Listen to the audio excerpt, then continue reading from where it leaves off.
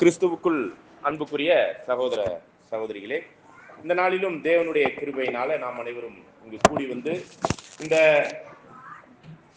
கிறிஸ்துவின் குடும்பம் இயேசுவின் குடும்பத்துல ஐக்கியப்படுவதற்கு நாம் இந்த இடத்துல நம்ம கூடி வந்திருக்கிறோம்.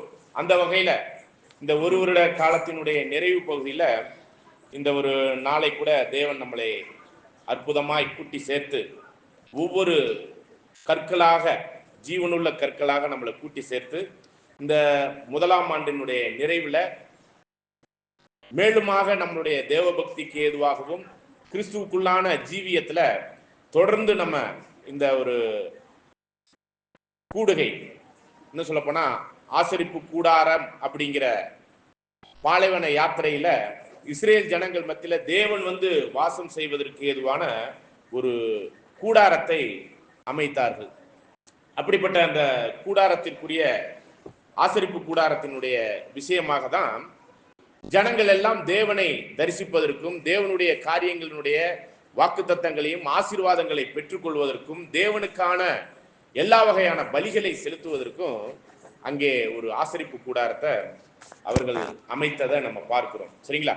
ஆக அதே போலதான் நாம் கூட இந்த உலகத்திலிருந்து, மற்ற ஏனைய சூழ்நிலைகளிலிருந்து, இந்த சமுதாய கொள்கைகளிலிருந்து, மத ரீதியான கொள்கைகளிலிருந்து, அரசியல் ரீதியான கொள்கைகளிலிருந்து, பொருளாதாரமான ஒரு சில சூழ்நிலைகள் எல்லாம் நம்ம பல வகையான இழந்த அல்லது உயர்ந்த ஸ்தானத்துல கூட இருந்திருக்கலாம். அப்படிப்பட்ட ஒரு சூழ்நிலைகள் எல்லாம் இருந்து தெய்வீக திட்டத்திற்கான காரியத்துல நாம் இந்த உலகத்தை விட்டு வெளியேறி தேவனுடைய சித்தத்தை நிறைவேற்றுவதற்காக நாம் கூட ஒரு கூட்ட ஜனமாக இந்த கிறிஸ்துவினுடைய குடும்பம் அல்லது இயேசுவினுடைய குடும்பம் என்ற இந்த ஒரு ஐக்கியத்திற்குள்ளாக நம்ம ஒன்று சேர்க்கப்பட்டிருக்கிறோம். அந்த வகையில நாமெல்லாம் எப்படிப்பட்ட ஒரு ஜீவியத்திற்குள்ளாக தொடர்ந்து வருகிற நாட்கள்ல வாழணும் அப்படிங்கிறதுக்கான ஒரு ஆலோசனைக்குரிய ஒரு கூடுகைக்குரிய ஒரு பாடத்தை தான் தேவ தூதை தான் நம்ம இன்னை நாளில் சிந்திக்க இருக்கிறோம். 1 பேதுரு 2ஆம் அதிகாரம் 4-5 வசனத்தை பேஜ் நம்பர் சொல்லிட்டு வாசிக்கும்படி அன்போடு கேட்டுக்கொள்கிறோம். 1 பேதுரு 2ஆம் அதிகாரம் 4-5 வசனங்கள்.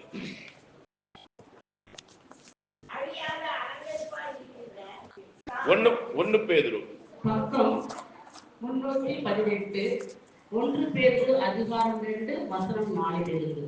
மனுஷரால் தள்ளப்பட்டதாயினும் தேவனால் தெரிந்து கொள்ளப்பட்டதும் வெளியேற பெற்றதுமாய் இருக்கிற ஜீவனுள்ள கல்லாகிய அவரிடத்தில் சேர்ந்தவர்களாகிய நீங்களும். பாருங்க, ஜீவனுள்ள கல்லாகிய அவரிடத்தில் சேர்ந்தவர்களாகிய நீங்களும். அப்படின்னா இந்த இடத்துல நீங்கள் யாரை குறிக்குது? நம்மை. அப்ப அந்த ஜீவனுள்ள கல் யாரு? கிறிஸ்து. ஆனால் நம்முடைய ஆண்டவரை பத்தி பார்க்கும்போது அந்த குறு நாடகத்துல கூட அவருடைய ஜனங்களுக்கு தெரியாத ஒரு சூழ்நிலையில தெரிவிக்கப்படக்கூடிய ஒரு காரியமாகவும், இஸ்ரேல் ஜனங்களால் நிராகரிக்கப்பட்ட ஒரு சூழ்நிலையில இஸ்ரேல் ஜனங்களால் கொல்லப்பட்ட நம்முடைய ஆண்டவர் என்ன இருக்கிறார் பார்த்தீங்கன்னா, வேணாம்னு ஒதுக்கப்பட்ட ஒரு ஜீவனுள்ள கல். அப்படிப்பட்ட ஒரு கல்லை தான் தேவன் என்ன பண்ணிட்டார், பிதாவாகிய தேவன்னா அந்த ஆலயத்திற்கு மூளைக்கல்லாக வைத்தார். சரிங்களா? தொடர்ந்து அந்த ஒரு வாசனத்தை வாசிக்கலாம் பாருங்க. ஜீவனுள்ள கற்களை போல ஆவிக்கேற்ற மாளிகையாகவும் இயேசு கிறிஸ்து மூலமாய் தேவனுக்கு பிரிவான ஆவிக்கேற்ற பலிகளை செலுத்தும்படிக்கு. பாருங்க, ஆவிக்கேற்ற மாளிகை போன்ற ஒரு அவருடைய ஆலயத்துல உள்ள ஜீவனுள்ள கற்களை போல ஆவிக்கேற்ற மாளிகையை மட்டுமல்ல, ஆவிக்கேற்ற பலிகளை செலுத்துவதற்கும் பரிசுத்த ஆசாரியர் கூட்டமாகவும் கட்டப்பட்டு வருகிறீர்கள். பாருங்க, நம்ம என்ன பண்ணப்பட்டு வருகிறோம் அப்படின்னா, அந்த ஜீவனுள்ள கல், அதுதான் மூளைக்கல். அந்த மூளைக்கல்லுக்கு இசைவாக மற்ற ஏனைய கற்களா இருக்கக்கூடிய நாம் கூட சேர்த்து கூட்டி கட்டப்பட்டு வருகிறோம். சரிங்களா? அப்ப நாம் கூட என்ன மாதிரியான கல் தான் அப்படின்னு பாத்தீங்கன்னா, ஜீவனுள்ள கல். அந்த கற்களை போன்று நாமும் ஆவிக்கேற்ற மாளிகையாக கட்டப்பட்டு வர்றோம்.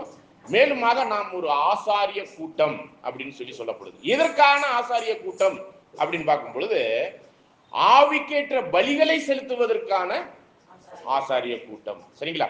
அப்ப நாம் தேவனால விசேஷ விதமாய் தேர்ந்தெடுக்கப்பட்டிருக்கிறோம். அப்படிப்பட்ட கல் இந்த உலகத்துல தான் இருக்குது. அந்த கல்லை அவருக்கேற்ற விசேஷித்த கல்லாக தேவன் என்ன பண்றாருன்னா நம்மளை உருவெடுக்கிறார். வேற விதமா சொல்லணும்னா, அவர் குயவனா இருக்கிற பட்சத்துல நம்ம எல்லாம் மண்ணு தான், களிமண். ஆனா அந்த களிமண் எங்க இருந்து தான் எடுக்கப்படுது? பூமியிலிருந்து எடுக்கப்படுது. அது மிதிக்கப்படுது. அதுக்கப்புறம் அது யாருடைய கைக்கு வருது? தேவனுடைய கைக்கு. அந்த அவருக்கேற்ற ஒரு பாத்திரமாக மாறுவதற்கு பல பாத்திரம் இருக்கு. சோறாக்குற பாத்திரம் இருக்கு, மற்ற ஏனைய மண்ணினால் செய்த இதெல்லாம் நிறைய இடத்துல நிறைய விஷயத்துக்கு பயன்படுத்தப்படுறதெல்லாம் இருக்கு. ஆனா விசேஷ விதமா தேவனுக்கேற்ற ஒரு பாத்திரமாக ஆவதற்கு அவர் கையில ஒப்படைக்கப்பட்ட களிமண்ணாக நீங்க எப்படி எல்லாம் செய்யணும்னு விரும்புறீங்களோ அந்த மாதிரி செஞ்சுக்கங்க. குயவன் கையில் உள்ள களிமண் போல நாம் அப்படியே அவர்கிட்ட ஒப்பு கொடுத்துட்டோம்னா அவர் எனக்கு பிடிச்சது என்ன அப்படிங்கிறத அவர் நம்மளை உருவாக்குவார். அதே போலதான் அது உருவாக்கின பிறகு ஒரு சில பாத்திரங்கள்லாம் எங்க இருக்கும்? அடுப்படியில இருக்கும். ஒரு சில பாத்திரம்லாம் எங்க இருக்கும்? வீட்டு வாசல்ல இருக்கும், தோட்டத்துல, அந்த வீட்டு வாசத்துல உள்ள அந்த பார்க் மாதிரி வச்சிருக்கிற இடத்துல. ஒரு சிலது அது மாதிரி இடத்துல கூட இருக்குது, இல்லைங்களா? ஆனா ஒரு சில பாத்திரம் நல்லா டிசைன் பண்ணி அதுல பூச்செடி எல்லாம் வச்சு ஹால்ல மெயின் இடத்துல வச்சிருப்பாங்க. அதுல நிறைய டிசைனிங் எல்லாம் கொடுக்கப்பட்டிருக்கும். இதே மண்ணில் தான் பண்ணது. ஆனா அதிகமான அந்த வர்ணனைக்கு உட்படுத்தப்பட்டு விசேஷித்த பாத்திரங்களாக தேவன் நம்மளை வணையும்படி அவர் கையில கொடுத்துடணும். நம்ம இஷ்டத்துக்கான ஒரு விஷயம் இல்லை, அவர் இஷ்டத்துக்கு அவர் பயன்படுத்துற மாதிரி கொடுத்துட்டோம்னா, கிறிஸ்துவை எப்படி அவர் தலைக்கல்லும் மூளைக்கல்லுமா வச்சாரோ அது போன்ற ஜீவனுள்ள கற்களை போல ஆவிக்கேற்ற மாளிகையாக அவருடைய ஆலயத்துல ஒரு ஜீவனுள்ள கல்லாக மாறணும். அப்படிப்பட்ட கல்லுக்கான எண்ணிக்கையே மொத்தத்துல எத்தனை பேருக்கு தான் அந்த வாய்ப்பு கொடுத்திருக்கிறாரு? 1,44,000 ஜீவனுள்ள கற்கள் தான். அப்படிப்பட்ட ஆசாரிய கூட்டம் எங்க இருந்து வந்தாங்க அப்படின்னு பாத்தீங்கன்னா, இஸ்ரேல் ஜனங்கள்ல ஆபிரகாம், ஈசாக்கு, யாக்கோப்பினுடைய சந்ததி தான் யாருங்க? இந்த இஸ்ரேல் ஜனம். இந்த இஸ்ரேல் ஜனத்துல 12 கோத்திரம் இருக்கு. இந்த 12 கோத்திரத்துல விசேஷ விதமா லேவி கோத்திரம்னு ஒரு கோத்திரம் இருக்கு. சரிங்களா? இந்த கோத்திரம் வந்து ரொம்ப வைராக்கியம் உள்ள ஒரு கோத்திரம். சரிங்களா? அவர்களை தேவன் என்னுடைய தலைச்சன் பிள்ளைகளா நான் வச்சுக்கிறேன்ட்டார். முதற் பேரான ஜனங்களா நான் வச்சுக்கிறேன். என் மேல வைராக்கியம் வச்சிருக்கிற ஒரு ஜனங்கள் அப்படிங்கிறத தேவனே அறிவிக்கிறார். அந்த லேவி கோத்திரத்திலிருந்து ஆரோனின் புத்திரர்களா இருக்கிற அவர்களை மட்டும்தான், அந்த லேவி கோத்திரத்துல ஒருத்தர் ஆரோன். சரிங்களா? மோசையோட அண்ணன். சரிங்களா? அந்த ஆரோனின் புத்திரர்களுக்கு தான் இந்த ஆசாரியத்துவம்னா இந்த ஆலயத்துல விசேஷ விதமாய் பாலைவன யாத்திரையில 40 வருஷம் போகும் பொழுது தேவன் அவர்கள் மத்தியில் வாசம் செய்வதற்கான ஒரு ஆசரிப்பு கூடாரத்தை உருவாக்கினார். அதை தான் சாலமோன் என்ன பண்ணாருன்னா ஆலயமாக கட்டினார். அந்த ஆசரிப்பு கூடாரத்தை என்ன பண்ணாருங்க? ஏன் அது பாலைவனத்திலே கட்டல தெரியுங்களா? ஏன் அதை பாலைவனத்துல எகிப்து தேசத்திலிருந்து வெளியே வரும் பொழுதே அதை கட்டல தெரியுமா? ஏன்னா எகிப்திலிருந்து கானான் போறதுக்கு இடையில பாலைவனம் இருந்துச்சு. பாலைவனத்துல இல்ல, சோலைவனத்துல போய் அந்த ஆலயம் கட்டப்படணும். ஆனா அவர்கள் மத்தியில வாழ்வதற்கு, அவர்களுக்குள்ளாக ஜீவிப்பதற்கு டெம்பரவரியா ஒரு கூடாரம் போடணும். டெம்பரவரி கூடாரம்னா எப்படி இருக்கும்? இது வந்து பர்மனன்ட் ஸ்ட்ரக்சர். இது இந்த இடம் டெம்பரவரினா எப்படி இருக்கும்? எப்ப வேணாலும் எடுத்து மடிச்சு வச்சுக்கலாம், அப்புறம் திரும்ப கொண்டு போய் எங்க வேணாலும் போகலாம். அப்ப அவர்கள் போகிற இடத்துல எல்லாம் அவர்கள் மத்தியிலே தேவன் வாசம் செய்வதற்கான ஒரு ஆசரிப்பு கூடாரத்தை செய்தார். அந்த ஆசரிப்பு கூடாரத்துல சுற்றுச்சுவர், அந்த பேப்பரை எல்லாருக்கும் கொடுங்க. அப்ப ஆசரிப்பு கூடாரத்துல நடுவுல பரிசுத்த ஸ்தலம், மகா பரிசுத்த ஸ்தலம்னு ஒண்ணு இருக்கும்.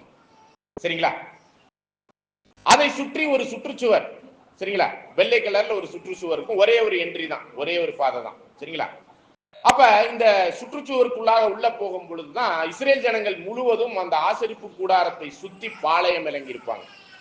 வடக்கு, தெற்கு, மேற்கு, கிழக்கு அப்படின்னு சொல்லிட்டு 4 பக்கத்திலேயே 3 கோத்திரமாக பாளையம் இறங்கி இருப்பாங்க.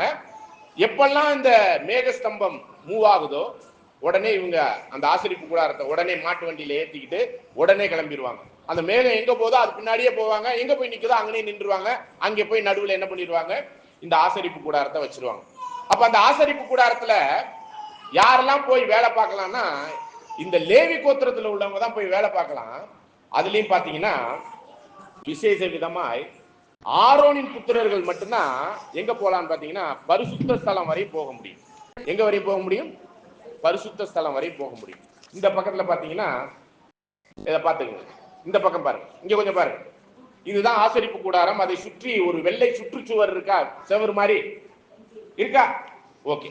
இதுல வந்து என்ட்ரன்ஸ் பார்க்கும்போது பிரவுன் கலர்ல இருக்குல்ல, அதான் என்ட்ரன்ஸ். அதை தாண்டினோடனே ஒரு பெட்டி மாதிரி இருக்கா, அதுதான் என்னன்னா பலிபீடம். சரிங்களா? அந்த பலிபீடத்தை தாண்டினோடனே அடுத்ததா இருக்கக்கூடியது தண்ணீர் தொட்டி. சரிங்களா? இந்த தண்ணீர் தொட்டியை தாண்டி வர்றதுதான் ஆசரிப்பு கூடாரம். அப்ப லேவியர்கள்லாம் எங்க இருப்பாங்க அப்படின்னு பாத்தீங்கன்னா இந்த தண்ணீர் தொட்டிக்கிட்டையும் பலிபீடத்துக்கிட்டையும் தான் இருப்பாங்க. லேவியர்கள்லாம் எங்க இருப்பாங்க? தண்ணீர் தொட்டிலையும் பலிபீடத்துக்கு பக்கத்துல தான் இருப்பாங்க. அவங்க அதுக்கான சப்போர்ட்டிங் வேலை தான் பார்ப்பாங்க, எடுபடி வேலை தான் பார்ப்பாங்க. சரிங்களா? ஆனா அந்த கூடாரம் மாதிரி ஒண்ணு இருக்கா ஸ்கொயர்ல, இங்க இருக்கு பாத்தீங்களா, கூடாரம் மாதிரி ஒரு இருக்கு இல்லையா, அது உள்ள இருக்க 2 ரூம் இருக்கு. உள்ள நுழைஞ்சவனே ஒரு ரூம், அதுக்கப்புறம் இன்னொரு ரூம் இருக்கும். உள்ள நுழைஞ்சவனே பாதிக்கு மேல இருக்கக்கூடிய அந்த ரூமுக்கு பேரு பரிசுத்த ஸ்தலம், இன்னொரு ரூமுக்கு பேரு மகா பரிசுத்தம். அப்படியே திருப்பி பாருங்க. இதுல பரிசுத்த ஸ்தலம் போது உள்ள நுழைஞ்சவனே இருக்கக்கூடியது என்னன்னா குத்து விளக்கு. எந்த பக்கம் இருக்குன்னா உள்ள நுழைஞ்சவனே லெப்ட் சைடுல இருக்கு. உங்களுக்கு லெப்ட் சைடுன்னு வச்சுக்கோங்க. சரிங்களா? உள்ள அங்கிருந்து நுழையிறீங்கன்னா லெப்ட் சைடுல என்ன இருக்கும்? குத்து விளக்கு இருக்கும். ரைட் சைடுல என்ன இருக்கும்னா சமூகத்து மேஜை, அதுல 6 அப்பங்கள் அடுக்கப்பட்டிருக்கும். சரிங்களா? ஓகே. இதை தாண்டி வரும் பொழுதுதான் என்ன இருக்குது அப்படின்னு பாத்தீங்கன்னா தூப பீடம்.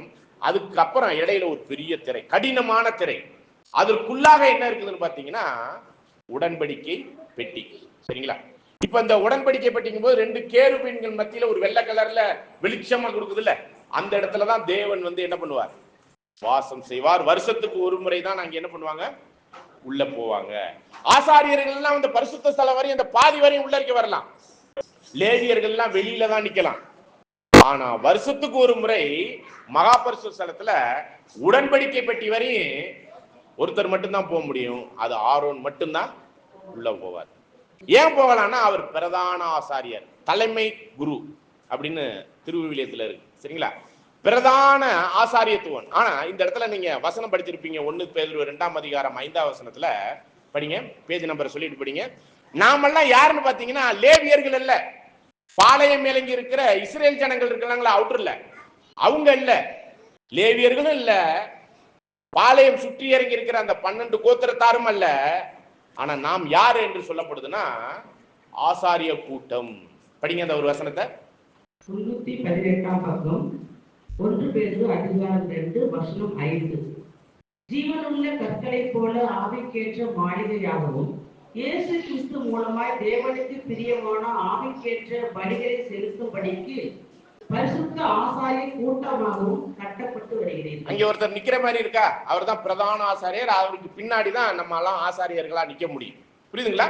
அப்படிப்பட்ட ஆசாரியருக்கு முன்பாக ஒரு வெள்ளை அப்படியே புகமண்டலம் மாதிரி போகுதுல, அதுதான் என்னன்னா தூப பீடம். அந்த தூபத்துல இந்த வாசனையுள்ள எல்லாவற்றையும் அந்த நெருப்புல போடும் போது அந்த நெருப்பினுடைய தூப வர்க்கங்கள் மட்டுமே மகா பரிசுத்த ஸ்தலத்துக்கு வருஷம் முச்சியோடும் போகும். புரியுதுங்களா? யாருமே போக முடியாது, வேற யாருமே போக முடியாது. பிரதான ஆசாரியும் போக மாட்டாரு, ஆசாரிய கூட்டமா இருக்கிற யாரும் போக மாட்டாங்க. இதுலதான் அந்த மூளைக்கல்லாகிய பிரதான ஆசாரியர் யாருன்னு நம்மளுக்கு சொல்லப்படுது? கிறிஸ்து. அவரை பின்தொடர்கிற இந்த ஆசாரிய கூட்டம் யாருன்னு சொல்லப்படுது? நாம் என்று சொல்லப்படுது. நாம் எதற்காக இந்த இடத்துல வந்து நிற்பதற்கு தேவன் ஒருங்கிணைத்து இருக்கிறார்? ஒருவேளை நம்ம இங்க கூட நம்ம ஒருங்கிணைக்கப்பட்டிருக்கிற கிறிஸ்துவினுடைய குடும்பம் அல்லது இயேசுவினுடைய குடும்பம் அப்படிங்கிற ஒரு இடத்துல நம்ம ஒண்ணு கூட்டப்பட்டிருக்கிறோம்னா எதற்காக அப்படின்னா ஆசாரிய கூட்டமாய் அவருடைய ஜீவனுள்ள கற்களை போல ஆவிக்கேற்ற மாளிகையில பலி செலுத்துவதற்கு. சரிங்களா? அப்ப பலி செலுத்துவதற்கு நம்மளுக்கு பர்மிஷன் எங்கேதான் இருக்குன்னு பாத்தீங்கன்னா இப்படியான கூடுகைக்குள்ளாக வந்துதான் தேவனுக்கிட்ட நம்ம இந்த பூமியில இருந்து தான் பலி செலுத்தலாம். பலிய இந்த பூமியில இருந்து தான் செலுத்த முடியும், பரலோகத்துல போய் செலுத்த முடியாது. ஆக இந்த பரிசுத்த ஸ்தலமா இருக்கலாம், மகா பரிசுத்த ஸ்தலங்கிறது தேவன் வாசமாயிருக்கிற உடன்படிக்கைக்கு மேலாக 2 கேருபீன்கள் மத்தியில தான் தேவன் வாசம் செய்கிறார். அதுக்கு பேர் கூட சேரக்கூடாத ஒளியில் அப்படின்னு கூட நம்ம பார்க்கிறோம். இதே 9வது வசனத்தை படிங்க. ஆச்சரியமான ஒளி. நீங்களோ உங்களை அந்தகாரத்தில் நின்று நம்முடைய ஆச்சரியமான ஒளியிடத்திற்கு வரவழைத்தவருடைய புண்ணியங்களை அறிவிக்கும்படிக்கு தெரிந்து கொள்ளப்பட்ட சந்ததியாயும் ராஜரீகமான ஆசாரிய கூட்டமான ஆசாரிய கூட்டம்னா தேவனுக்கு பலி செலுத்துறவங்க. இதுல பாத்துங்க, ராஜரீகமான ஆசாரிய கூட்டம்னா தேவனுக்கு ஊழியம் செய்கிற ஊழியக்காரர்களுக்குரிய அந்த ஊழியம் மட்டுமல்ல, ராஜாக்களாகவும் நம்மளை வச்சிருக்கிறாராம். சரிங்களா? இது வெளிப்படுத்தல் 1ஆம் அதிகாரம் 3-4 வசனத்துல கூட படிக்க முடியும். சரிங்களா? நீங்கள் ராஜாவாகவும் ஆசாரியர்களாகவும் தேவனுக்கு முன்பாக தேர்ந்தெடுக்கப்பட்ட ஒரு கூட்ட ஜனம் அப்படிங்கிறார். அப்ப இது எல்லாமே எங்க நடக்கும் அப்படின்னு பாத்தீங்கன்னா, இப்படிப்பட்ட கூடுகைகளுக்குள்ளாக ஒருங்கிணைக்கப்பட்டு ஒன்று சேர்ந்து செலுத்தப்படுகிற இந்த பலி தேவனால மகா பரிசுத்த ஸ்தலம்ங்கிறது பரலோகம். அப்ப இந்த உலகத்திலேருந்து பிரித்தெடுக்கப்பட்டு இங்க ஒரு கூடுகையாக கூடி வந்திருக்கிறோம்னா இதற்கு பேர் தான் என்னன்னு அர்த்தம்? பரிசுத்த ஸ்தலம். அந்த பரிசுத்த ஸ்தலத்துல லேவியர் உள்ள வர முடியாது, முழு இஸ்ரேலரும் வர முடியாது, மற்ற யாருமே வர முடியாது. ஆனா ஒரு வாய்ப்பு நம்மளுக்கு கிடைச்சிருக்கு. எப்படின்னு பாத்தீங்கன்னா, இந்த பரிசுத்த ஸ்தலத்தில் உள்ள அப்பம் இருக்கு இல்லையா, 6 அப்பம் அடுக்கப்பட்டிருக்கு. சரிங்களா? மேஜையில ரைட் சைட்ல இருக்கும். அதாவது இந்த பக்கம் நீங்க அங்க இருந்து வந்தீங்கன்னா ரைட் சைடு. அந்த அப்பத்தை யார் தான் சாப்பிடலாம்னு பாத்தீங்கன்னா ஆசாரியர்கள் மட்டும்தான். யார் மட்டும்தான் சாப்பிடலாம்? வேற யாராவது சாப்பிட்டு இருக்காங்களா? வேற யாராவது சாப்பிட்டு இருக்காங்களா?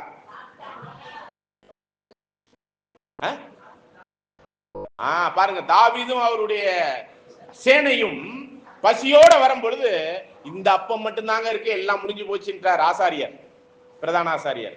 உடனே என்ன சொன்னாங்க? அது கொண்டாந்து வெளியில யாரா? தாவீதின் கூட்டாத்தாரும் ஒரு சேனை. அந்த சேனைக்கு பசி அடங்க வெளியில இருக்கக்கூடிய அவருக்கு கூட ஒரு வாய்ப்பு கிடைச்சிச்சு. ஆக்சுவலா நீங்க எல்லாம் ஆசாரிய கூட்டமா இருந்தாதான் இதை சாப்பிடலாம். ஒருவேளை நம்ம வெளியில இருக்கிறோம்னா தாவீதின் கூட்டத்தின் ஒரு சேனையா இருந்தா வெளியில இருந்து சாப்பிடலாம். ஆனா வெளியில இருந்து சாப்பிடுறது நல்லதா, உள்ள வந்து பரிசுத்த ஸ்தலத்துல வந்து உட்கார்ந்து இந்த அப்பத்தை சாப்பிடுறது நல்லதா? அப்ப இததான் நீங்க புரிஞ்சுக்கணும். வெளியிலேயும் இந்த காரியத்திற்குரிய மகத்துவம் உள்ள சத்தியத்திற்குரிய ரகசியமான காரியங்கள் இங்க வந்தாதான் உங்களுக்கு கிடைக்கும். வெளியில எல்லாம் கிடைக்காது. கிடைக்கலாம். நீங்க அப்பப்ப வந்துட்டு போறவர்களா இருந்தீங்கன்னாக்க அப்பப்ப 1-2 கிடைக்கும். ஆனா இந்த ஒரு கூடுகைக்குள்ளான ஆசீர்வாதத்தையும் அந்த ஏற்ற பலிகளையும் அந்த ஒரு பலிகளுக்குரிய ஆசீர்வாதத்துல நாம் செலுத்த வேண்டிய என்ன பார்த்தோம்? ஆசாரிய கூட்டம் எதற்காக இங்க கூட்டி சேர்க்கப்படுறாங்க? தேவனுக்கேற்ற பலிகளை செலுத்துவதற்கு. இங்க ஆசாரிய கூட்டம் தான் செலுத்த முடிஞ்சு, தாவீது கூட்டம் எல்லாம் செலுத்த முடியாது. அப்ப வெளியில இருக்கிறவங்க இருந்துட்டு போறாங்க, நாம கூடுகைகளுக்கு வர்றத விட்டுவிடக்கூடாது. இதை வந்து எபிரேயர்ல நம்ம பார்க்கிறோம், 10ஆம் அதிகாரம் 25. சரிங்களா? அநேகர் என்ன பண்ணிடுறாங்கன்னா கூடுகைக்கு வராததை என்ன பண்ணிடுறாங்க? படிங்க. 24 எபிரேயர் 10ஆம் அதிகாரம் 24-25. எபிரேயர் 10ஆம் அதிகாரம் வசனம் 24-25. சபை கூடி வருவதை சிலர் விட்டு விடுகிறது போல நாமும் விட்டு விடாமல் ஒருவருக்கொருவர் புத்தி சொல்ல கடவோம். நாளானது சமீபித்து வருகிறதை எவ்வளவாய் பார்க்கிறீர்களோ அவ்வளவாய் புத்தி சொல்ல வேண்டும். சத்தியத்தை அறியும் அறிவை அடைந்த பின்பு நாம் மனப்பூர்வமாய் பாவம் செய்கிறவர்களாய் இருந்தால் பாவங்கள் நிமித்தம் செலுத்தத்தக்க வேறொரு பலி இனி இராமல். அப்ப அதுதான் என்னன்னு பார்க்கணும்னா, கிறிஸ்துவினுடைய பலி நம்மளுடைய பாவங்களுக்காக தான். ஆனா சபை கூடி வரும் பொழுதுதான் தெய்வீக ஆலோசனையும் புத்தியையும் நம்ம என்ன பண்ண முடியும்? கற்றுக்கொள்ள முடியும். அதை விட்டுவிடக் கூடாது அப்படிங்கிறத உறுதிப்படுத்திக் கொள்ள வேண்டிய ஒரு தருணம் தான் இந்த ஒரு வருடத்துல நாம் எடுக்க வேண்டிய ஒரு விஷயம். இன்னைக்கு நம்ம வந்திருக்கிற அதே மாதிரியான கூடுகையில ஒவ்வொரு கூடுகையிலுமே உங்களுடைய பங்களிப்பு இந்த பரிசுத்த ஆசாரிய கூட்டத்தினுடைய பங்களிப்பாக இருக்கணும். அதற்கு தேவனோடு நல் மனசாட்சியின் உடன்படிக்கைக்குரிய அந்த ஜீவியத்துக்குள்ள வந்திருக்கணும் அப்படிங்கிறது ரொம்ப முக்கியம். அப்ப இந்த ஆசரிப்பு கூடாரத்துல எங்க தேவன் இருக்கிறார்னா மகா பரிசுத்த ஸ்தலத்தில் உடன்படிக்கை பெட்டின்னு இருக்கு. சரிங்களா? உடன்படிக்கை பெட்டிக்கு மேல என்ன இருக்கும்? கேருபீன்கள். சரி, அப்ப நான் கேள்வி கேட்கிறேன். படிச்சிருந்திருந்தீங்கன்னா நான் தெரியும். யாத்திரையாகமம் 25ல இருந்து 40 வரையும் இதை பத்தி தான் நிறைய எழுதியிருக்கு. சரிங்களா? இந்த உடன்படிக்கை பெட்டிக்கு மேல கேருபீன்கள்ங்கிறீங்களா?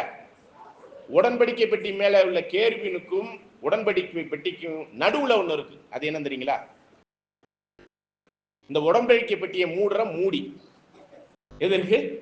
மூடி. இந்த மூடிக்கு என்ன பேரு தெரியுங்களா? பெட்டி இருக்கு இல்லையா? நார்மலான ஒரு பெட்டினா பெட்டியை மூடுறதுக்கு ஒரு மூடி இருக்கும் இல்லையா? அதுதான். அந்த பெட்டியினுடைய மூடிக்கு ஒரு பேர் இருக்கு. அது என்னன்னு தெரியுங்களா? தெரியாதா? கிருபாசனம். என்னது? கிருபாசனம். இந்த பெட்டியின் மேல் மூடி இருப்பது என்னன்னா கிருபாசனம். இந்த கிருபாசனத்தின் 2 பக்கத்துல என்ன இருக்கும்?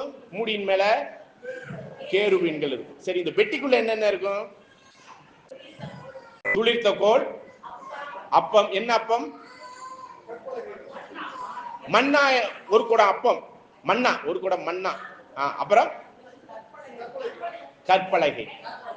இவைகள் மேலதான் யார் இருப்பா? கேருபீன். இந்த கேருபீன் 2க்கு நடுவுல உள்ள கிருபாசனத்துக்கு மேலதான் யார் வாசம் செய்வார்? யெகோவா தேவன் அவைகள் மத்தியிலே வாசம் செய்வார். இப்படி அவர் வாசம் செய்யறதுக்கு இப்படிப்பட்ட ஒரு அருமையான ஒரு செட்டப்ப தேவன் ஆசரிப்பு கூடாரத்துல செய்ய சொன்னார். சரிங்களா? இதுல நாம 1 பேதுருல படிக்கும் போது ஜீவனுள்ள கற்கள் அப்படின்னு சொல்லப்படுது. சரிங்களா? இப்ப ஆசரிப்பு கூடாரத்துல எங்கேயாச்சும் கற்கள் இருக்கா? இருக்கா இல்லையா? எங்கேயாச்சும் கற்கள் இருக்கா? எல்லாம் மரத்தினால, தங்க முலாமிட்டு, வெள்ளி, பித்தளைகளால செய்யப்பட்ட ஒரு விஷயம். வேற எங்கேயாச்சும் கற்கள் இருக்கான்னு கேட்கிறேன். இல்லையா? இருக்கா இல்லையா?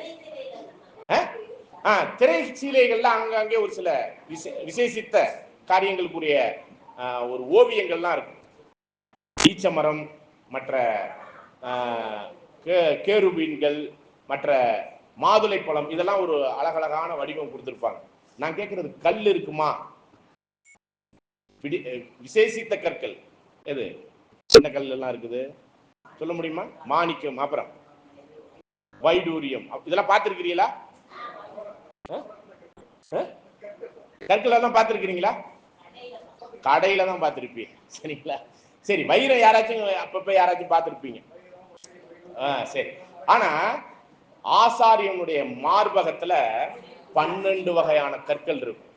சரிங்களா? அப்ப பாருங்க, இந்த கற்கள் பிரதான ஆசாரியருடைய ஆடையில தான் இருக்குது. அந்த மாதிரி கற்களுக்குரிய ஒரு விஷயத்துல நம்மளுக்கான ஒரு வாய்ப்பை தேவன் கொடுக்கிறார். இப்படிப்பட்ட கற்கள்ல ஒரு விசேஷித்த கற்களா இருந்தீங்கன்னா தான் பிரதான ஆசாரியர் மட்டும்தான் எங்க போவார்? அது எதற்கு அடையாளமா இருக்கு தெரியுங்களா? மகா பரிசுத்த ஸ்தலம் எதற்கு அடையாளம்? பரிசுத்த ஸ்தலம் ஆசாரியர்கள் இருப்பதற்கு. மகா பரிசுத்த ஸ்தலத்துல பிரதான ஆசாரியர் மட்டும்தான் நுழைவார். மகா பரிசுத்த ஸ்தலத்துல யார் இருக்கிறார்? தேவன் எங்க இருக்கிறார்னு சொல்லுங்க.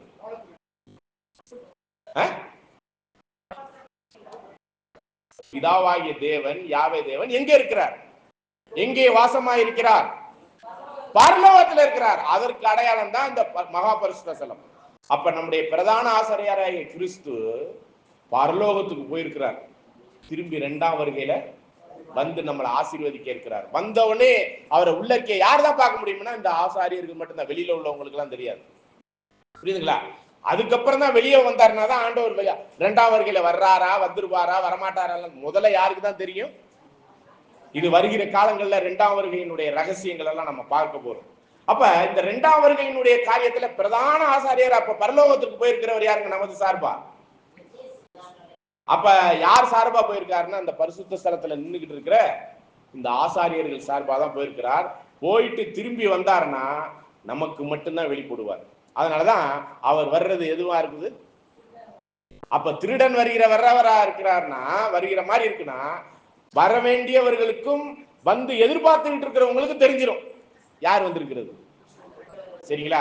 ஆகவே இந்த மாதிரியான ரகசியங்கள் எல்லாம் வருங்காலத்துல நம்ம பார்க்க போறோம். வியாழக்கிழமை தோறும் கூடுகையில நம்ம பார்க்கிறோம். இப்ப இந்த ஆசரிப்பு கூடாரத்துல ஜீவனுள்ள கற்களை போல ஆவிக்கேற்ற மாளிகையாக கட்டப்படுறீங்க அப்படின்னு சொல்லும் போது எதற்காக கட்டப்படணும்? ஜீவனுள்ள கற்களை போல மாளிகையா கட்டப்படுறீங்க. எதற்காக கட்டப்படுறீங்க? அவர் வாசம் பண்ணட்டுங்க. நாம ஏன் ஜீவனுள்ள கற்களை போல ஆவிக்கேற்ற மாளிகையாய் கட்டப்படுகிறோம்? படிக்கலாம், திரும்ப படிக்கலாம் அந்த வசனத்தை. 1 பேதுரு 2ஆம் அதிகாரம் 4-5. மனுஷரால் தள்ளப்பட்டதாயினும் தேவனால் தெரிந்து கொள்ளப்பட்டதும் விலையேற பெற்றதுமாய் இருக்கிற ஜீவனுள்ள கல்லாகிய அவரிடத்தில் சேர்ந்தவர்களாகிய நீங்களும் ஜீவனுள்ள கற்களைப் போல ஆவிக்கேற்ற மாளிகையாகவும் இயேசு கிறிஸ்து மூலமாய் தேவனுக்கு பிரியமான ஆவிக்கேற்ற பலிகளை செலுத்தும்படிக்கு. பாருங்க, எதற்கு மாளிகையாக ஜீவனுள்ள கற்களை போல கட்டப்பட்டது? எதற்குனா, எதற்கு? ஆவிக்கேற்ற. சரி, ஆவிக்கேற்ற பலிகள் என்ன? நான் ஆவியின் கனிகளை சொல்லல, ஆவியின் வரங்களை கேட்கல. ஆவியின் வரங்களை இருந்துச்சுன்னா ஆவியின் கனிகளை நீங்க கொடுக்க முடியும். நான் கேட்கிறது ஆவிக்கேற்ற பலிகள் என்னன்னு தெரியுமா? என்ன பலி செலுத்துறது? ஒரு ஆடை வளர்த்து, ஒரு மாடை வளர்த்து, ஒரு புறாவை வளர்த்து அப்படி பலி செலுத்துறதா? போஜன பலின்னு இருக்கு. இதெல்லாம் நம்ம ஒரு கூடுகையில நம்ம சிந்திச்சோம்னு நினைக்கிறேன். அந்த மாதிரி அப்பத்தை இதெல்லாம் பலி செலுத்துறதா? என்ன பலி? நம்மளையே ஜீவ பலியாக ஒப்பு கொடுக்கணும். நம்மளையே முழுவதும் ஜீவனுள்ள பலியாக தேவனுக்கு ஒப்பு கொடுக்கிறதுக்காக தான் ஜீவனுள்ள கற்களை போல ஆவிக்கேற்ற மாளிகையா கட்டப்பட்டு வருகிறோம். அப்ப இந்த ஜீவனுள்ள கற்களை போல கட்டப்பட்டு வருவதனுடைய நோக்கம் என்னன்னா, ஆவிக்கேற்ற பலிகளை செலுத்தணும். எத்தனை நாளைக்கு? வியாழக்கிழமை ஒரு நாள், சனிக்கிழமை ஒரு நாள், ஞாயிற்றுக்கிழமை ஒரு நாள், முடிஞ்சு போச்சு. மிச்சம் 4 நாள் சும்மா இருக்கிறதா. ஆனா பலி செலுத்தணும்னா மத்தேயு 16:24-25 படிங்க.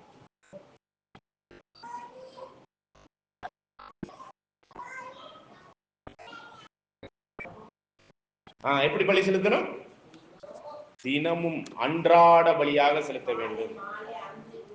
படிங்க படிங்க. 16:24-25. பக்கம் 24, மத்தேயு அதிகாரம் 16 வசனம் 24. அப்பொழுது இயேசு தம்முடைய சீசர்களை நோக்கி, ஒருவன் என்னை பின்பற்றி வர விரும்பினால் அவன் தன்னைத்தான் வெறுத்து தன் சிலுவை எடுத்துக்கொண்டு என்னை பின்பற்ற கடவன். தன் ஜீவனை ரட்சிக்க விரும்புகிறவன் அதை இழந்து போவான். என் நிமித்தமாக தன் ஜீவனை இழந்து போகிறவன் அதை கண்டடைவான். சரிங்களா? என் நிமித்தமாக தன்னுடைய ஜீவனையே இழந்து போகிறவன் அதை கண்டடையத்தக்க நிலைமையில இருப்பான் அப்படிங்கறத சொல்லும் பொழுதுதான் தொடர்ந்து வாசிருங்க. 20. மனுஷன் உலகம் முழுவதையும் ஆதாயப்படுத்தி கொண்டாலும் தன் ஜீவனை நஷ்டப்படுத்தினால் அவனுக்கு லாபம் என்ன? மனுஷன் தன் ஜீவனுக்கு ஈடாக எண்ணத்தை கொடுப்பான். மனுஷகுமாரன் தம்முடைய பிதாவின் மகிமை பொருந்தினவராய். ஓகே, அப்ப மகிமை பொருந்தினரா வரும்போது அவனுக்கான அந்த பலிகளுக்கான அங்கீகரிப்பு அங்கே கிடைக்கின்றார். இத லூக்கா 9ஆம் அதிகாரம் 23 படிச்சீங்கன்னா, லூக்கா 9ஆம் அதிகாரம் 23. லூக்கா அதிகாரம் 9 வசனம் 23. பின்பு அவர் எல்லாரையும் நோக்கி, ஒருவன் என் பின்னே வர விரும்பினால் அவன் தன்னைத்தான் வெறுத்து தன் சிலுவையை அனுதினமும் எடுத்துக்கொண்டு. எத்தனை தினத்துக்கு? தினமும்.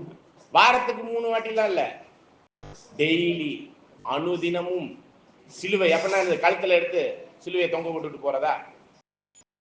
அப்பனா கிறிஸ்துவுக்குள்ளான பாடுகள், சத்தியத்திற்குள்ளான ஜீவியத்துல நீதிக்குரிய வாழ்க்கை வாழும் பொழுது அதற்குள்ளான பாடுகளுக்குள்ளாக தினந்தோறும் தன்னை பலியாக செலுத்துறவர்களுக்கு தான் இந்த பலி பரலோகத்துல அங்கீகரிக்கப்படும்.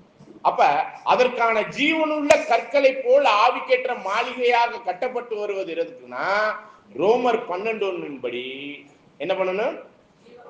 ஜீவனுள்ள பரிசுத்தமான ஒரு பலியாக செலுத்தணும். இதுதான் புத்தியுள்ள ஆராதனை. நீங்க என்ன வேணாலும் செய்யலாம், ஆனா அனுதினமும் தேவனுக்கான கிறிஸ்துவுக்குள்ளான பாடுகளும் அந்த சத்தியத்திற்குள்ளான நீதியை நிலைநாட்டுவதற்கான ஜீவியத்துல தினம்தோறும் பலி செலுத்தணும். படிக்கலாம் அந்த ஒரு வசனத்தை. ரோமர் அதிகாரம் 12 பக்கம் 221 வசனம் 1. அப்படி இருக்க சகோதரரே, நீங்கள் உங்கள் சரீரங்களை பரிசுத்தமும் தேவனுக்கு பிரியமுமான ஜீவ பலியாக ஒப்பு கொடுக்க வேண்டும் என்று தேவனுடைய இரக்கங்களை முன்னிட்டு உங்களை வேண்டிக் கொள்கிறேன்.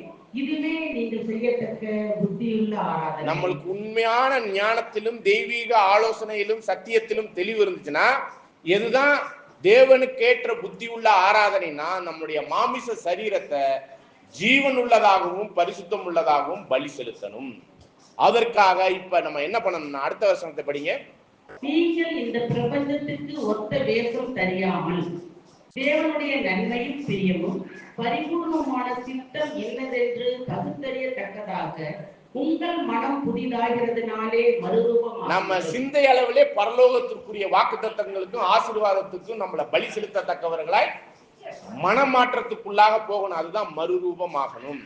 நம்ம இந்த பூமியில மாமிசத்தில் இருக்கும் போதே தெய்வீக திட்டத்திலும் தெய்வீக ஆலோசனையிலும் அவருக்கேற்ற ஜீவனுள்ள கற்களை போல ஆவிக்கேற்ற மாளிகையாக கட்டப்படணும்.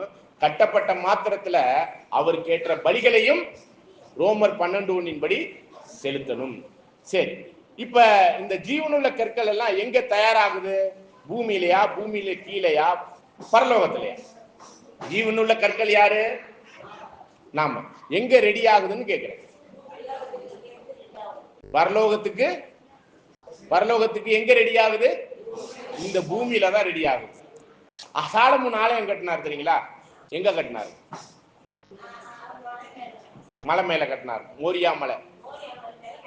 சரிங்களா? அதுக்கு பேர் இப்ப சீயோன் மலைன்னு கூட சொல்றாங்க. சரிங்களா? இந்த மோரியா மலையில இன்னொரு சம்பவம் நடந்துச்சு. என்னன்னு தெரியுமா? ஆபிரகாம் ஈசாக்கை பலி செலுத்தின அந்த இடத்துலதான் கட்டப்பட்டது. அப்படி கட்டப்பட்ட அந்த ஆலயத்துக்கு கற்கள்லாம் எங்க ரெடி பண்ணாங்க?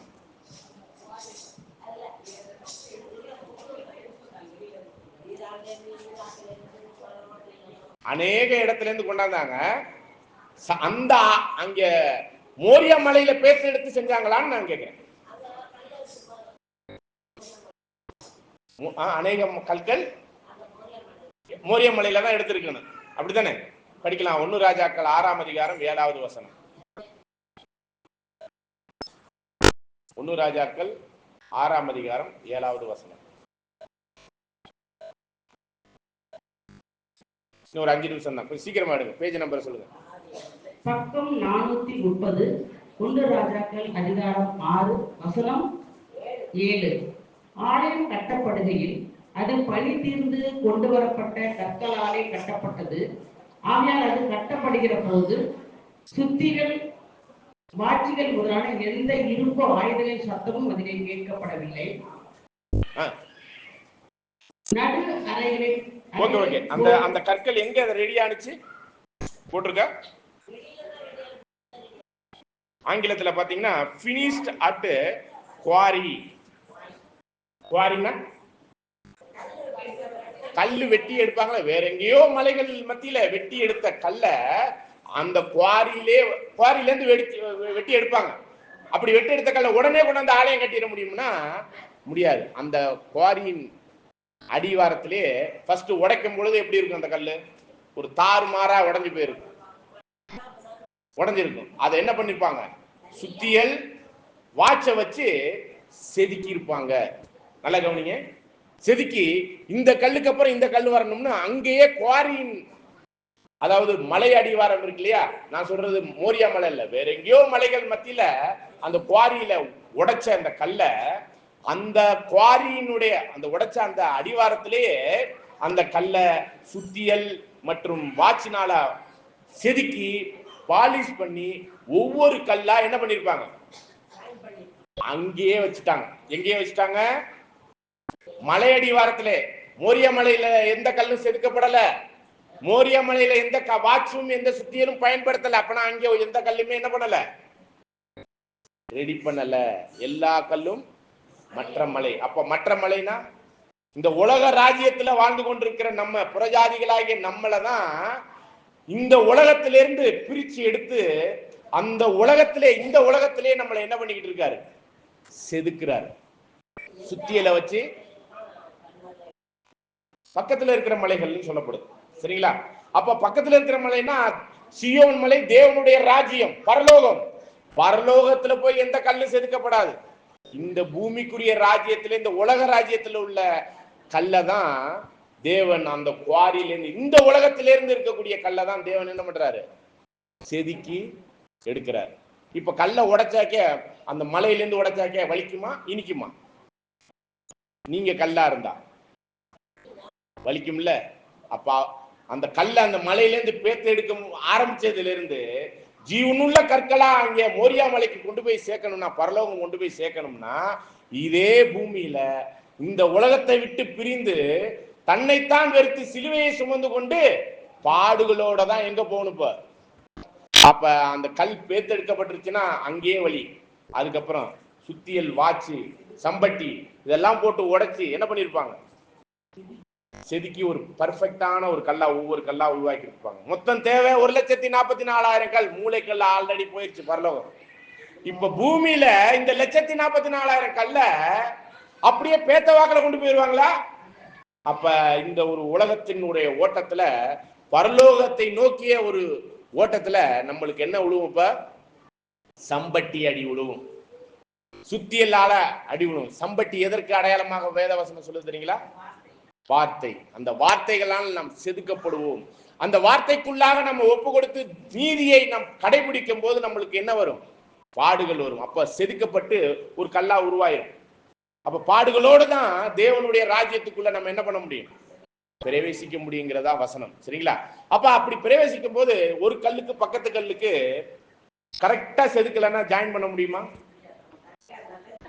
அப்ப ஒரு கல்லோட இன்னொரு கல் ஐக்கியப்படுகிற ஒரு இடம் எதுன்னா வீட்டுல எல்லாம் இல்ல, எங்கதான்? இந்த கிறிஸ்துவின் குடும்பமாகிய கிறிஸ்துவினுடைய இயேசுவினுடைய குடும்பம் என்கிற இந்த மாதிரியான ஐக்கியங்கள்ல தான் நாம் என்ன பண்ண முடியும்? ஒரு கல் பக்கத்து கல்லோட உள்ள ஒரு சில உராய்வு பாலிஷ் பண்ணணும். ஒரு சில வலிக்கும். ஒரு சில சகோதரர் இன்னொரு சகோதரனுக்கு சகோதரிக்கு ஒரு சில பிரச்சனைகள் வரும். சத்தியத்திற்குள்ளான புரிந்து கொள்ளுதல் இல்லாமல் இருக்கும். ஒருத்தவங்க நல்ல நீதியா வாழ நினைப்பாங்க, ஒருத்தவங்க தவறா இருப்பாங்க. அதனால என்ன ஆகும்? Miss understanding. அதனால என்ன ஆகும்? வலிக்கும். அதனால நம்ம வராம பரலோகத்துக்கு போகாமலே இருந்தலாமா? ஆனா இங்க யாரிடம் சேர்ந்துதான் நீங்க பரலோகம் போலாம்?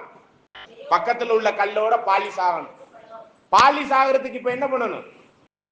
இந்த கூடி வருதல் எல்லாம் என்ன பண்ணிடக்கூடாது. இங்க வந்தாதான் பாலிஷ் ஆகலாம். புரியுதுங்களா? அப்ப குவாரி எதை அடையாளப்படுத்துது?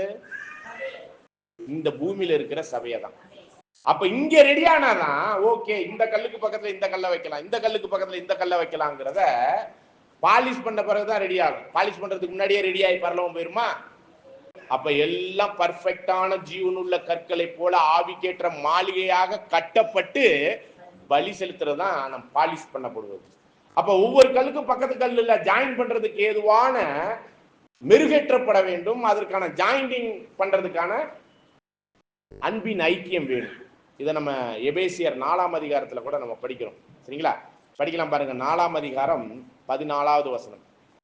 எபேசியர் 4:14. பக்கம் 267, எபேசியர் அதிகாரம் 4 வசனம் 14. நாம் இனி குழந்தைகளாயிராமல் மனுஷருடைய சூதும் வஞ்சிக்கிறதுக்கு ஏதுவான தந்திரமுள்ள போதனைகளாகிய பலவித காற்றினாலே அலைகளை போல அடிபட்டு, குழந்தைகளை தான் பலவித காற்றுனால அடிபட்டு பதறு மாதிரி போயிருவாங்க. நம்ம சத்தியத்துல தெளிவா இருந்தோம்னா பலவிதமான பொய் போதகத்திலிருந்துலாம் விடுதலையாகி நம்ம என்ன எல்லாம் தெளிவா தேவனுக்கேற்ற பலி செலுத்தத்தக்கவர்களாய் நம்மளை கூட்டி சேர்க்க முடியும். அப்ப அந்த கூட்டி சேர்க்கக்கூடிய ஒரு இடத்துலதான் என்ன ஆகும்னா, பலவித காற்றுகள்னால அடிபட்டு போயிடக்கூடாது. படிங்க தொடர்ந்து. பலவித காற்றினாலே அலைகளை போல அடிபட்டு அலைகிறவர்களாய் இராமல் அன்புடன் சத்தியத்தை பாருங்க, இந்த சத்தியம் கிடைச்சிருச்சு. ஆனா சத்தியத்துல வாழணும்னு நினைச்சா இன்னொருத்தவங்க வாழ விட மாட்டாங்க. வெளியில பேசல. நான் இந்த சத்தியத்துக்குள்ளாக வரக்கூடிய நம்முடைய சகோதர சகோதரிகள் தான் பக்கத்துல உள்ளவங்க, அவங்களே வாழ விட மாட்டாங்க. ஏன்னா அவங்க ஒரு சில பலவீனத்துல இருப்பாங்க. அந்த பலவீனத்துல உள்ளவங்களை பலம் உள்ளவர்கள் என்ன பண்ணணும்? இப்போ உங்க வீட்டுல உள்ள உங்க புள்ள தப்பு பண்ணிட்டா, வீட்டை விட்டு வெளியே போ அப்படின்னு அனுப்பிடுவோமா? அது மாதிரிதான் பலமுள்ள ஒரு சில வளர்ச்சி அடைந்தவர்கள் பலவீனமானவர்கள் என்ன பண்ணணும்? தாங்கி ஏந்தி அவர்களை பாலிஷ் பண்ணி இதெல்லாம் இருக்கதான் செய்யும் அப்படின்னு சொல்லி ஒத்தாசை பண்ணி என்ன பண்ணணும்? இந்த அன்பின் ஐக்கியத்துல வளரணும். சத்தியம் மட்டும் பத்தாது, சத்தியத்தோட என்ன வேணும்? தெய்வீக அன்பு. இந்த தெய்வீக அன்பும் சத்தியமும் சேர்ந்தாதான் பாண்டு. பாண்டுன்னா என்னங்க? என்ன பாண்டு இருக்கு? குயிக் பிக்ஸ் மாதிரி ஒரு பாண்ட்ல ஒட்ட முடியும். சரிங்களா? நான் இது உலக பிரகாரமா சொல்றேன். அப்ப இந்த ரெண்டு கலவையும், இந்த இது இருக்கு இல்லையா, எம்சி, ரெண்டு இதை சேர்த்தாதான் என்ன பண்ணும்? தனித்தனியா இருந்தாக்க ஒட்ட முடியுமா? அதே மாதிரிதான் எம்சில இருக்கிற மாதிரிதான் சத்தியம்ங்கிறது ஒண்ணு, அதை விசுவாசிக்கணும், அதை கிரியையில அன்பா காமிக்கணும். இது ரெண்டும் சேர்ந்தாதான் என்ன பண்ண முடியும்? தொடர்ந்து வாசிங்க. அன்புடன் சத்தியத்தை கைக்கொண்டு தலையாகிய கிறிஸ்துவுக்குள், நம்ம தலையாகிய மூளைக்கல்லாகிய கிறிஸ்துவுக்குள் படிங்க, எல்லாவற்றிலேயும் நாம் எல்லாவற்றிலும் நல்லா வளரணும். அப்ப குவாரியில அங்க பேர்க்கப்படணும், பேர்க்கப்பட்ட பிறகு செதுக்கப்படணும், உடைக்கப்படணும், பாலிஷ் பண்ணப்படணும், மெருகேற்றப்படணும், பக்கத்து கல்லோட இணங்கி இருக்கணும். தலையாகிய கிறிஸ்துவுக்குள் படிங்க, தலையாகிய கிறிஸ்துவுக்குள் எல்லாவற்றிலேயும் நாம் வளருகிறவர்களாய் இருக்கும்படியாக அப்படி செய்தார். தொடர்ந்து, அவராலே சரீரம் முழுவதும் அதற்கு உதவியாய் இருக்கிற சகல கணுக்களினாலும் இசைவாய் கூட்டி இணைக்கப்பட்டு ஒவ்வொரு அவயவம் தன் அளவுக்கு தக்கதாய் கிரியை செய்கிறபடியே. பாருங்க, அப்ப அவயங்கள் யாரு? தலை கிறிஸ்துனா அவயங்கள் யாரு? தனித்தனி அவயங்களா இருக்கிறோமா? எல்லாம் இணங்கி சேர்ந்து இயங்கினாதான் முழு சரீரம். அந்த முழு சரீரம் தான் சபை. அந்த சபையாகிய அந்த சரீரத்துக்கு தலை யாரு? அந்த கிறிஸ்துவாகிய தலைக்குள்ளாக நாம் ஒருங்கிணைக்கப்பட்டு அவங்க லெவலுக்கு தகுந்த மாதிரி ஆவிக்கேற்றபடி என்ன பண்ணணும்?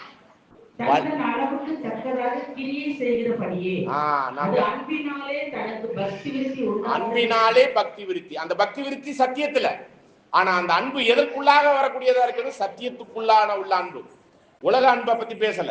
அன்பு பல வகை பண்டும், 4 வகை இருக்குது. உலக அன்பு இருக்கு, அநீதிக்காக உலக காசுக்காக அன்பு காமிக்கிறவங்க இருக்கிறாங்க. அதெல்லாம் இல்ல. சத்தியத்திற்குள்ளாக சகோதர அன்புல நம்ம எதையுமே எதிர்பார்க்காம கிறிஸ்துவுக்குள்ளான அந்த அன்புல பிணைக்கப்படணும், இணைக்கப்படணும்.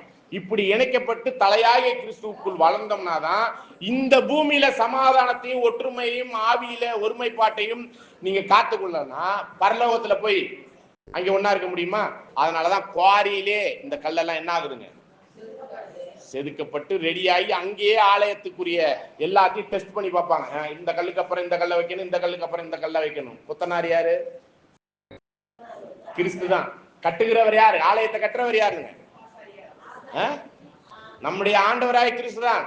என் சபையை உன்மேல் கட்டுவேன் பேதுரு கிட்ட சொன்னாரு. யார் மேல கட்டுறேன்னாரு? பேதுரும் ஒரு கல். அந்த கல்லின் மேல என் சபையை நான் கட்டுவேன் சொன்னார். அந்த கொத்தனார் யார் தான்? கிறிஸ்து. இங்க இருக்கிற பில்டிங் இல்ல, ஆனா நம்ம கூடி வந்திருக்கிற ஒவ்வொன்றுமே என்னங்க? ஜீவன் உள்ள கற்கள். இங்க பாருங்க, இந்த பில்டிங்ல எவ்வளவு ஒற்றுமை இருக்கு. அடுத்த கல்லுக்கு மேல அடுத்த கல், அடுத்த கல் மேல அடுத்த கல், பக்கத்துக்கள் இல்லைன்னா இவ்வளவு பெரிய பில்டிங் வருமா? நாமளுமே ஆங்காங்கே இருக்கிற கற்களாக ஒண்ணு சேர்க்கப்பட்டிருக்கிறோம்.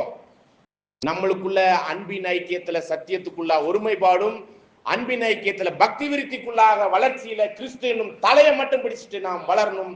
தேவன் தாமே கிருபையோடு இந்த ஒரு அன்பின் ஐக்கியத்திற்கான வளர்ச்சிக்குள்ளாக நம்மளை வழி நடத்துவாராக. ஆகவே இதனுடைய தொடர்ச்சியாக ஆசரிப்பு கூடாரம் அப்படிங்கிறதா அடுத்த சில வாரங்கள்ல நம்ம வியாழக்கிழமை தோறும் உள்ள ஒரு விஷயத்துல நம்ம பார்க்க இருக்கிறோம். முடிந்தவரையும் யாத்திரையாகமம் 20ஆம் அதிகாரத்திலிருந்து 40 வரையும் முடிஞ்ச வரையும் படிச்சுட்டு வாங்க. தேவன் தாமே கிருபையோடு நம்மளை ஆசீர்வதித்து வழி நடத்துவாராக. ஆமீன்.